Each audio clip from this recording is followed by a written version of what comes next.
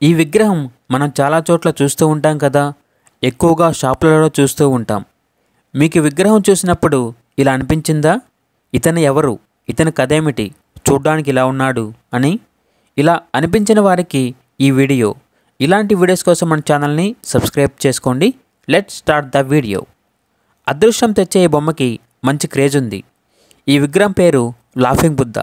ఇతని గురించి ఒక స్టోరీనే ఉంది. అదేమిటో ఇప్పుడు చూద్దాం. లాఫింగ్ బుద్ధ దేశ దేశాల్లో అదృష్టం తెచ్చిపెట్టే బొమ్మగా బోలెడంత గుర్తింపు. ఇంతకీ ఎవరితడు? చైనా కథ ప్రకారం ఇతడి అసలు పేరు హోటై. సుమారు 1000 ఏళ్ల క్రితం నివసించిన బౌద్ధ భిక్షువు. భుజాన ఝోలే, చేతిలో భిక్షపాత్రతో తిరుగుతుండే ఇతడికి ఎన్ని మహిమలో.